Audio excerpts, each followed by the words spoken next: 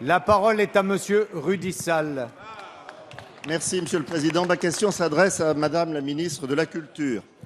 Souvenez-vous ce que disait le candidat François Hollande sur l'audiovisuel public en 2012. Moi, président de la République, je n'aurai pas la prétention de nommer les directeurs des chaînes de télévision publiques. Si le candidat nous promettait transparence, exemplarité et impartialité, le bilan du président de la République est aujourd'hui entaché de reniements graves.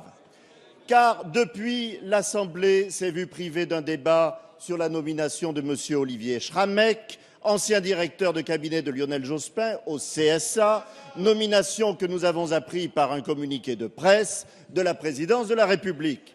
Car depuis, le président de la République a lui-même nommé la directrice de l'audiovisuel extérieur, Madame Marie-Christine Saragosse. Depuis, Madame la ministre, vous avez également tenté de déstabiliser M. Mathieu Gallet, président de Radio France, en le convoquant pour qu'il rende compte de la gestion catastrophique dont vous êtes responsable. Depuis, surtout, la présidence de France Télévisions a été confiée à une candidate choisie alors qu'elle n'avait aucune expérience dans l'audiovisuel ni dans l'information.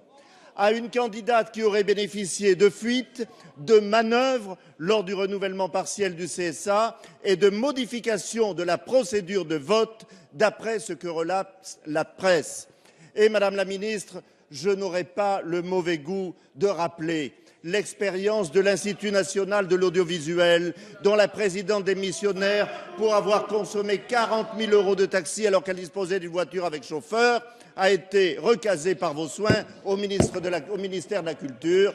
Alors, Madame la ministre, ma question est simple. Entre copinage et manœuvre, est-on en train d'assister à une prise de contrôle rampante de l'exécutif sur l'audiovisuel public? Merci. La parole est à Madame Fleur Pellerin, ministre de la Culture et de la Communication. Merci, Monsieur le Président, Mesdames et Messieurs les députés, Monsieur le député.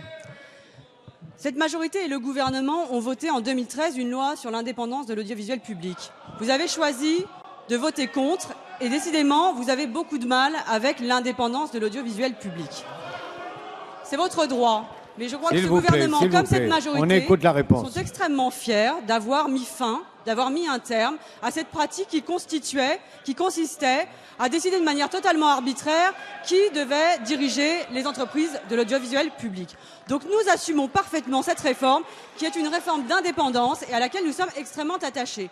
Maintenant, comme l'a indiqué hier en audition Olivier Schrammeck devant vous, puisque vous l'auditionniez, eh bien, il y a peut-être des modifications à apporter sur les modalités de mise en œuvre de cette loi, mais en tout cas, cette indépendance, nous y sommes attachés et nous continuerons à la mettre en œuvre. Alors ensuite, vous faites un catalogue de critiques qui reposent pour la plupart sur des rumeurs de presse qui n'ont absolument aucune once de vérité. Donc moi, ce que je vous réponds, c'est que depuis ma nomination, il y a à peu près 9 mois, j'ai fait en sorte que pour les entreprises de l'audiovisuel public, nous ayons en amont des processus de nomination une réflexion et une vision sur ce que l'État actionnaire attend de l'audiovisuel public. Ça n'avait jamais été fait avant, parce que vous vous concentrez uniquement sur savoir qui va aller à quel endroit et qui on va placer à quel endroit. Moi, je préfère parler de projets pour l'audiovisuel public.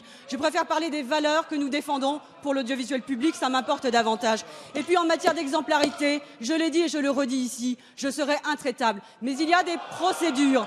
Il y a des procédures dans le droit de la fonction publique. Écoutez la réponse qu'auriez-vous dit si nous avions pris des décisions pour révoquer Madame Agnès Sall et que cette décision, puisqu'elle aurait été irrégulière, aurait été censurée par le Conseil d'État. Donc moi, je préfère faire les choses dans les règles afin que les décisions, et je les prendrai, des décisions en matière disciplinaire et en matière pénale, elles seront appliquées. La parole est à